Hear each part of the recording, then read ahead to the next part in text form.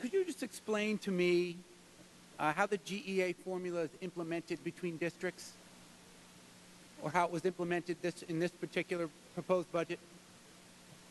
I think we're going to get a little information for you, but I think that the Assembly majority recommended very strongly that we continue to put money into foundation aid. I don't know, perhaps Mr. Farrell will want to answer this, or someone from the Ways and Means staff will give us a hand, but I think that it's important to note that we have put over $400 million into foundation aid.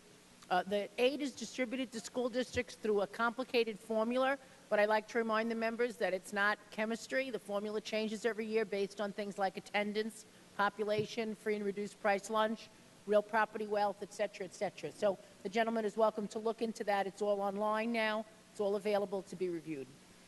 During these negotiations that you've been discussing, and the push by the Assembly majority, was there any discussion regarding completely eliminating the GEA? I'm sorry, say that again? Was there any discussion regarding completely eliminating the GEA during the negotiation process? There are a lot of members who feel that it would be best to move on that, and I think we put over $600 million. I'm sorry. We put over $600 million into the gap elimination adjustment, and we think that's pretty much more than a down payment. It's just about gone. It dates back to the year 2008 when we didn't have the funds, and we've taken a big step, I think, towards making people whole on that, and yet kept our commitment to foundation aid as well. Sure, and that's about, that commitment of $600 million and change is about what we did last year, right?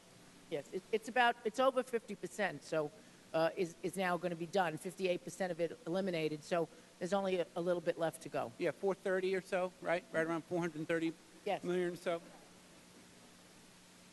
Okay, very good. Thank you, Ms. Nolan. On the bill, please, Mr. Speaker. On the bill. Thank you very much. And, Mr. Speaker, I'm not going to rehash all of these things that have been quite extensively discussed today, but I do feel it bears repeating, and to a very limited extent, that this budget that landed on our desk a few hours ago and is due in about 3 hours, 3 hours and 15 minutes, we still have 2 more new bills to conference, is not the way good government should operate. You all know I've been in this chamber now. This is only my 2nd session. I was not in government before this, other than as a prosecutor, but I was not in government as an elected official. And to have us scramble like this and not be part of the conversation is why we have the problems that we have when it comes to the education in our community. And we have now an ethics bill thrown into this. The ethics bill is quite lacking, in my opinion, and for many of the reasons stated previously. Again, I'm not going to go into it, but it addresses some of the issues in a reactionary way, but I've suggested, and we have our Public Officers Accountability Act, that would increase the penalties for those. We are going to ultimately, I believe, vote and hopefully pass a constitutional amendment today to remove pensions from elected officials who abuse that public trust, and that's a wonderful thing. But when you combine that with what we have is now known as the Education Transformation Act of 2015, I see nothing. We haven't fully funded the GEA, but I see nothing with respect to the students, to this testing. We have punted the evaluations to state ed, who will absolutely, in my opinion, make a disaster of this as well.